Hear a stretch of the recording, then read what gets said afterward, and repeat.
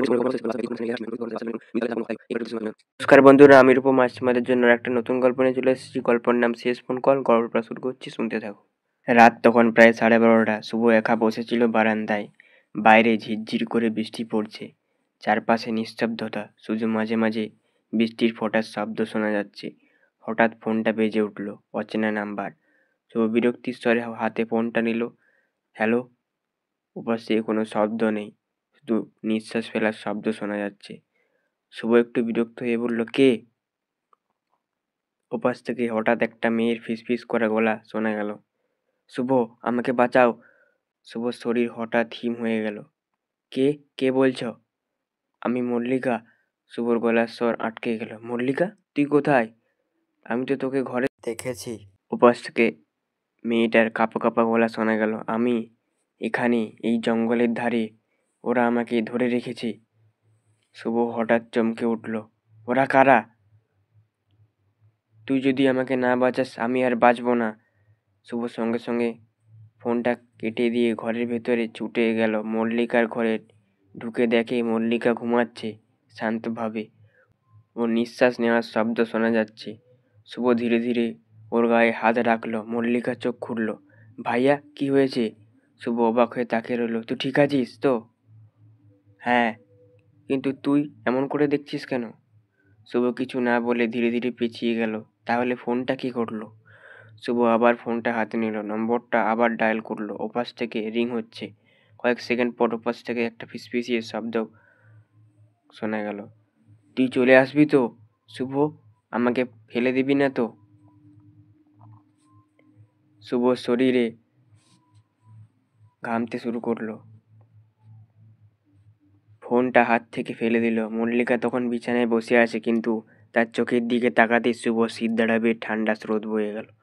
মল্লিকার চোখ দুটো কালো হয়ে গেছে, ঠোঁটের কোণে অদ্ভুত হাসি।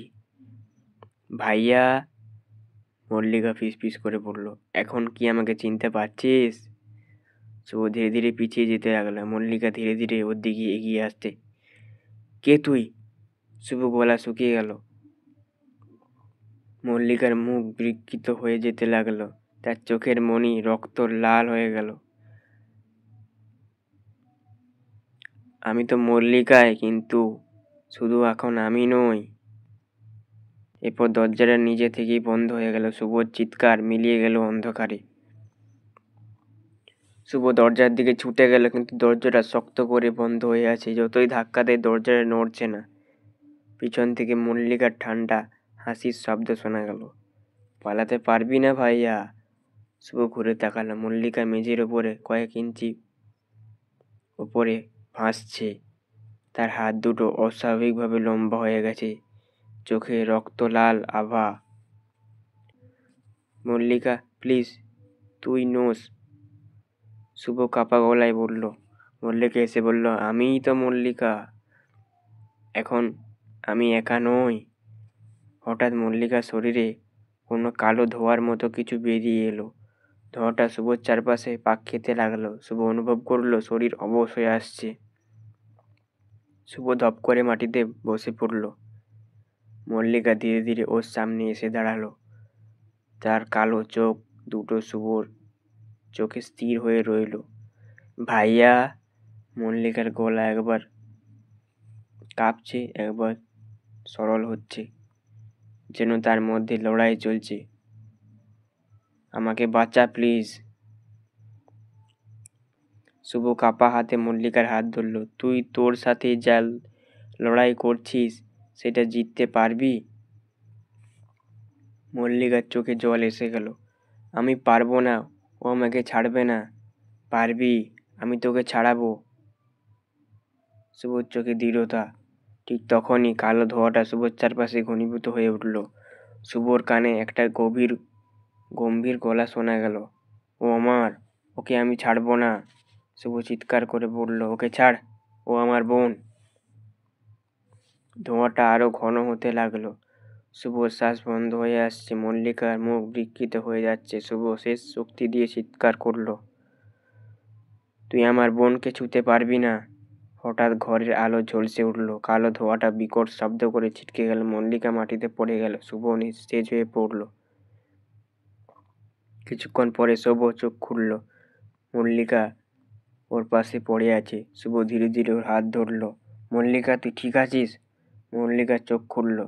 তার চোখ স্বাভাবিক। শুভর চোখে জল এসে গেল। ভাইয়া, মল্লিকা ফিসফিস করে বলল। শুভ শক্ত করে ওকে জড়িয়ে ধরল। সব ঠিক আছে, আমি তোকে বাঁচিয়েছি। মল্লিকা ফুঁপিয়ে কেঁদে উঠল। শুভ ওর মাথায় হাত দিল দিয়ে শুভ ওর মাথায় হাত বুলিয়ে শান্ত করল। বাইরে তখন বৃষ্টি থেমে গেছে।